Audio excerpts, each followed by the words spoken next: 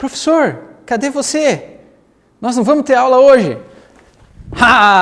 Peguei vocês, né, galerinha? Acharam que iam escapar de mais uma aula de história com o professor Ernesto?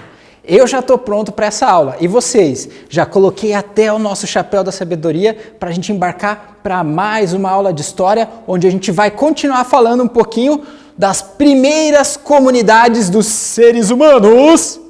Prontos, pessoal? Vamos embarcar nessa história? Vamos lá, vem comigo.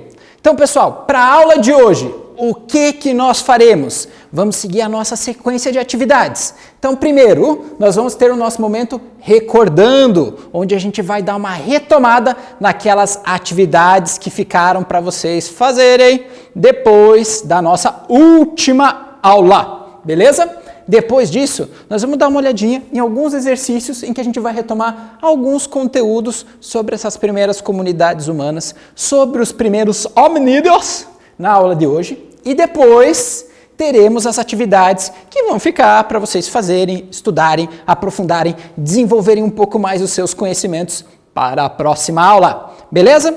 Então, pessoal, vamos ver então aqui o nosso momento recordando. Então, pessoal, na última aula a gente falou um pouquinho da diferença de pré-história e história e falou também que esse é um período que está relacionado, que a pré-história está relacionado a um período do homem antes do domínio da escrita, que durou milhares de anos. Na verdade, quando a gente pensa nos períodos históricos tradicionais, então nós temos a pré-história, a história antiga, a Idade Média, a Idade Moderna e o período que a gente vive hoje, que é a Idade Contemporânea, embora tenha várias outras divisões ou várias outras classificações que possam ser feitas e que os estudiosos estão sempre revisando, a pré-história é o maior período de vida da humanidade até hoje. Por quê? Porque as coisas avançaram no ritmo um pouquinho mais lento, mais cadenciado, um pouquinho mais devagar.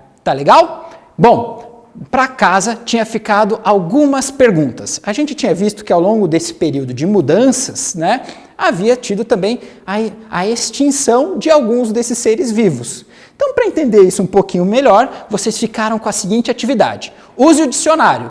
Qual é o significado da palavra extinção? Como que a gente pode fazer?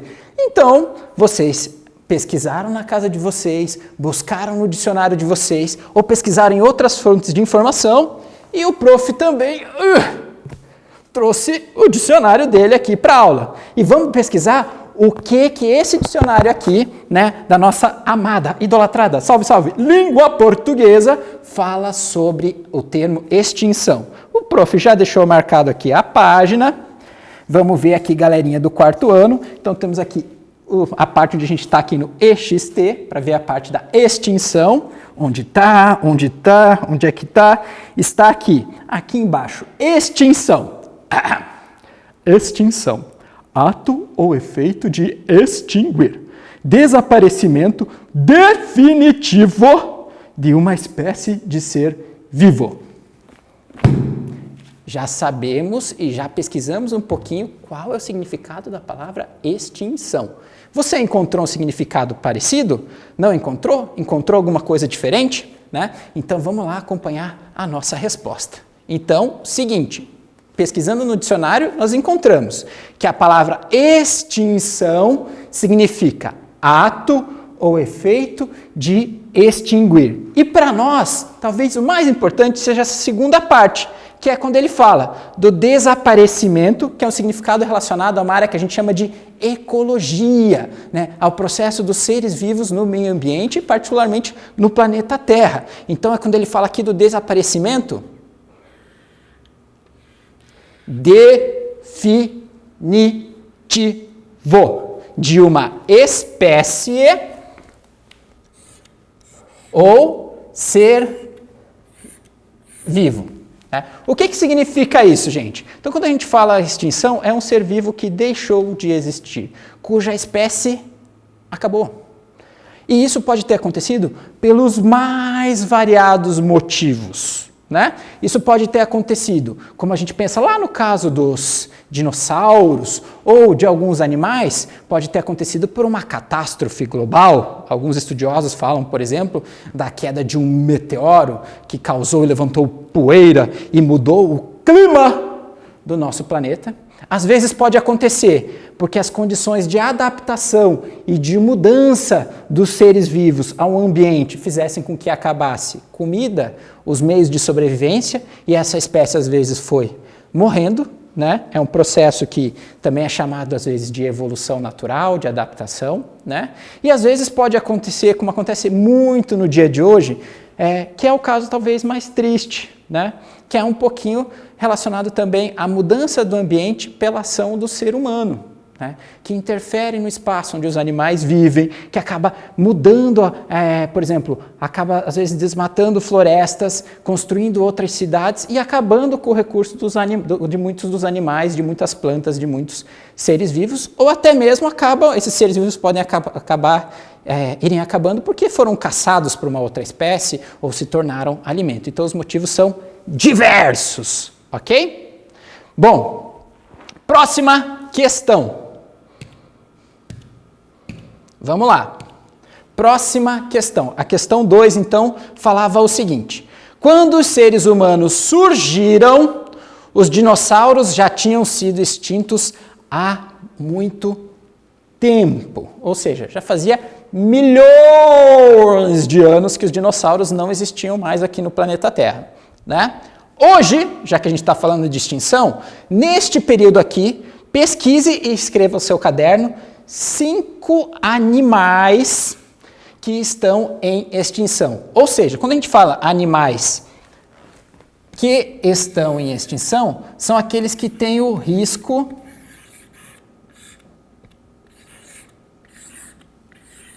de desaparecer, aqueles que podem deixar de existir no planeta Terra, tá? Então, pessoal, vocês pesquisaram esses animais? Pesquisaram alguns exemplos para a gente? Eu pesquisei aqui alguns também com os nossos coleguinhas aqui do SAI e chegamos aqui, listamos e decidimos fazer o seguinte: buscar 5 animais em risco de extinção aqui no Brasil. Vamos dar uma olhadinha neles? Né? Então, são esses aqui. Então, quais foram os animais que a gente achou? Nós achamos, por exemplo, o boto cor-de-rosa, que é um animal típico da região amazônica, habita os rios da Amazônia. Então, você, coleguinha, da região norte, do Pará, do Amazonas, você já visitou o boto alguma vez? Já encontrou, já fez algum passeio nesse sentido? A ariranha, que é um outro animal aquático, também muito presente em regiões, às vezes, de Mata Atlântica, em outras áreas ali. A jacutinga, que é um pássaro. O lobo-guará, que também é um animal símbolo de alguns dos estados. O macaco-aranha de cara preta. 1, 2, 3, 4, 5. Vamos ver a carinha desses animais? Só para a gente ver um pouquinho mais deles? Então, são esses aqui. O boto cor-de-rosa, que é considerado por muitos estudiosos, o maior golfinho de água doce, ou seja, que nada nos rios, lá na região amazônica. E, infelizmente, ele está sofrendo, é um dos animais com sério risco de extinção. A ariranha, né? Esse carinha fofo, simpático aqui também. A jacutinga, que é muito comum de ser encontrada nas regiões da Mata Atlântica, ou seja, que fica no litoral brasileiro, né? O lobo-guará, que é um animal muito típico das regiões do Cerrado, também, de áreas de cerrado, de pampa, né? E temos aqui o macaco-aranha de cara preta, né? Então, esses são alguns dos animais que aqui no Brasil estão em risco de extinção e a gente tem muitos outros exemplos, né? Infelizmente, ao longo do mundo, tá bom? Vamos para os nossos temas da aula de hoje, então? Vamos lá! Estava esquecendo, o exercício 3, esse aqui é bem bacana para a gente pensar um pouquinho a nossa reflexão e o nosso pensamento histórico, né? E essa aqui é fácil, molezinha, né, pessoal? A gente até já falou um pouquinho dela antes. Observe a imagem a seguir e escreva sua opinião sobre ela. Claro, só que se a gente está falando de opinião e história, essa opinião ela tem que ser embasada com fatos e argumentos.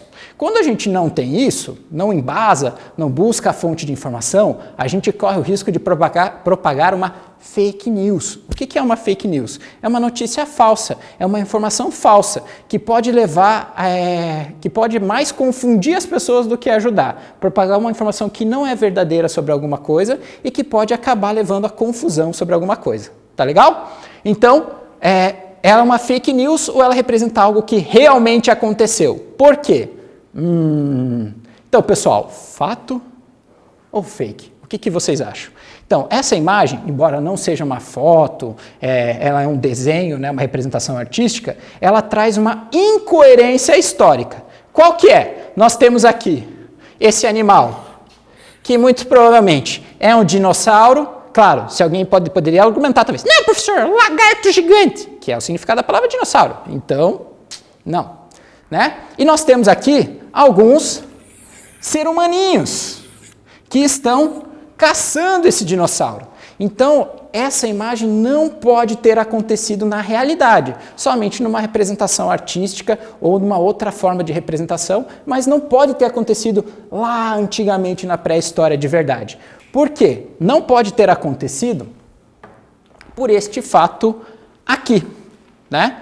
Não pode ter acontecido porque antigamente, né, os dinossauros foram extintos há mais de 60 milhões de anos atrás. E os primeiros seres humanos, os primeiros hominídeos, surgiram há mais ou menos 2 milhões. Ou seja, eles não viveram juntos, não viveram na mesma época. Então não era possível que os seres humanos caçassem ou tenham ou fossem caçados, não sei, né? Convivessem com os dinossauros.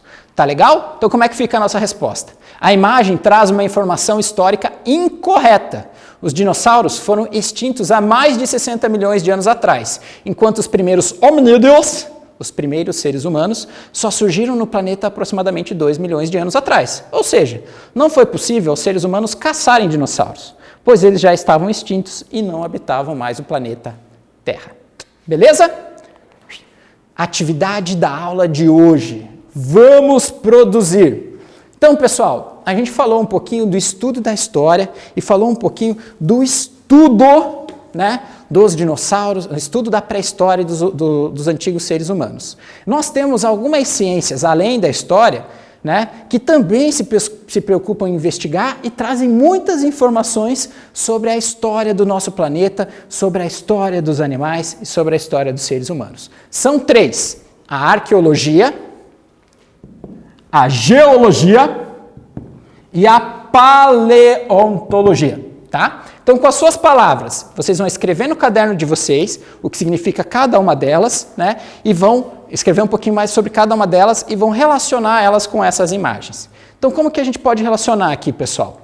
Bom, a arqueologia, começando ali pela primeira, é a ciência que está relacionada ao estudo do passado, de civilizações humanas passadas. Por exemplo, os antigos egípcios, né? Por exemplo, antigas civilizações gregas, né? Antigos romanos e outras civilizações que deixaram principalmente vestígios materiais, além de outras formas também, não só materiais, mas muitos vestígios materiais. Então seria um estudo, né, dos artefatos antigos, dos produtos antigos, né? Qual que será que é a imagem que está representando artefatos e produtos antigos relacionados aos seres humanos? É a imagem número 3. Então a gente pode dizer que essa aqui seria a imagem A.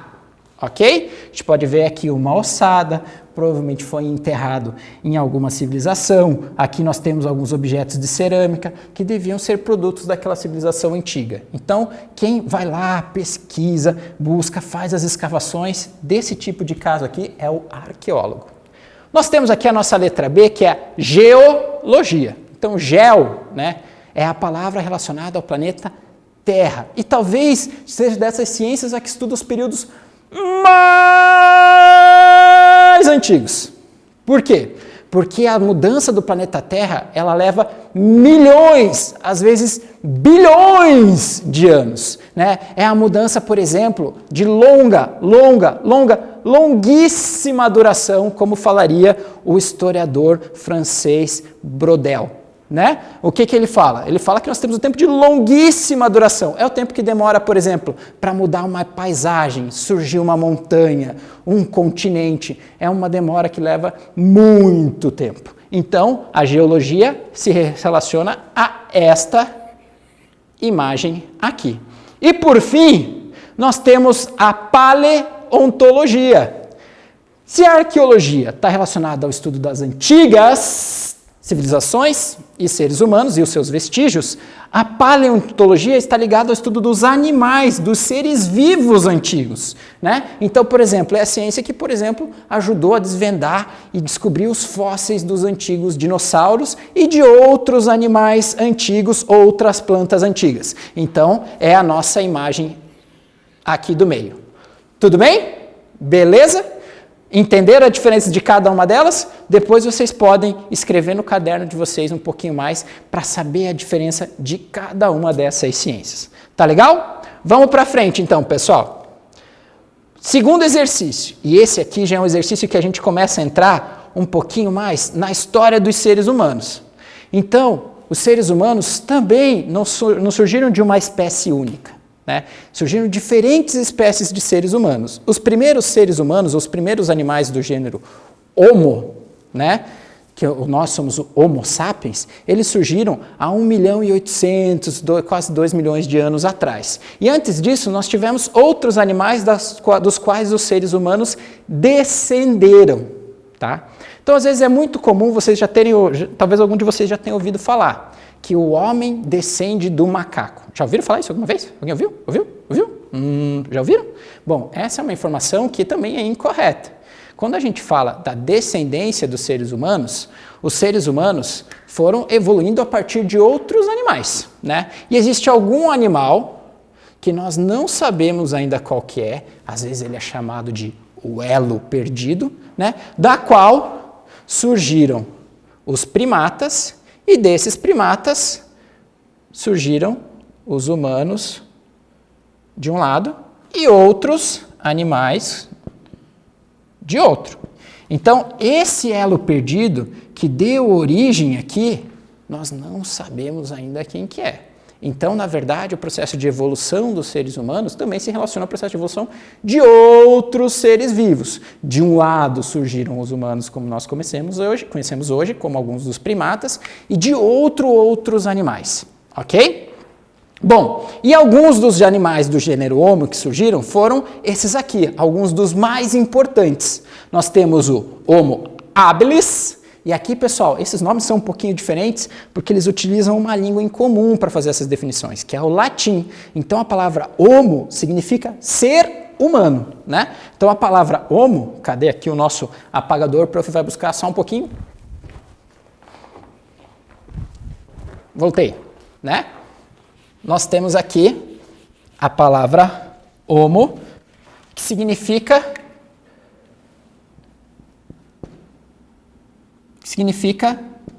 ser humano, né? Então a palavra homo é a palavra que significa humano. Então quando a gente fala o Homo habilis, ou habilis, eu nunca sei direito como é que fala isso. Nós estamos falando de um homem que seria o homem habilidoso. Entendi!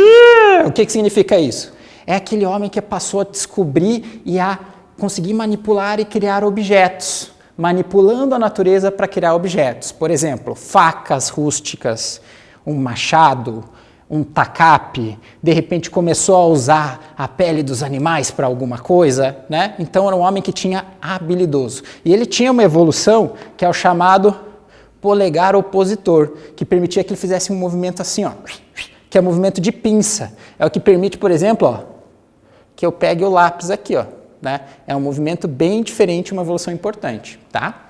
Depois, nós temos o outro aqui, que é o Homo erectus. Quem que é esse Homo erectus?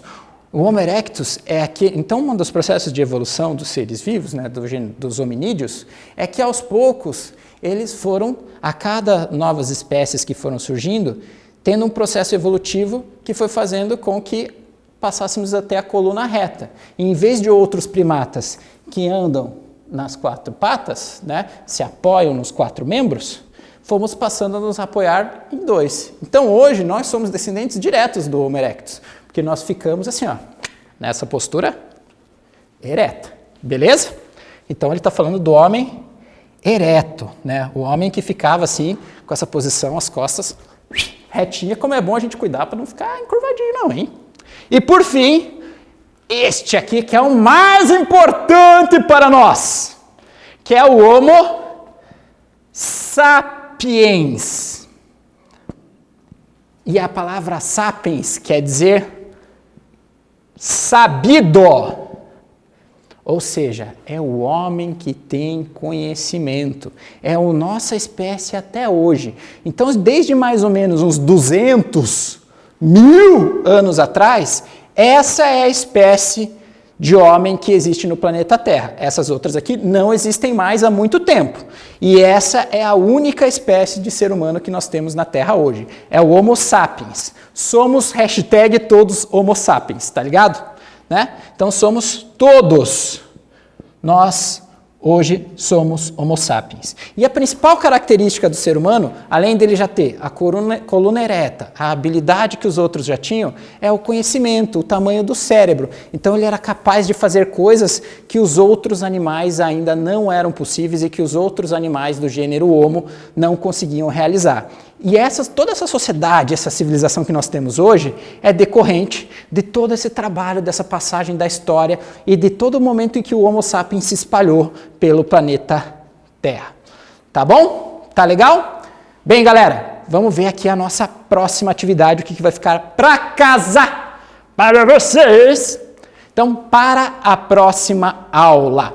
Para a próxima aula, exercício com a lupa na mão. Então, já que a gente falou um pouquinho do Homo sapiens, né, que é esse gênero humano que existe hoje, essa espécie humana que existe hoje, né, do gênero Homo, pesquise em seu livro. Então, lá no livro de vocês, lá nas páginas 221 até a 223, aqui, ó, nós estamos falando um pouquinho da origem do ser humano, de acordo com essa teoria. Existem outras teorias também, todas são pertinentes, né?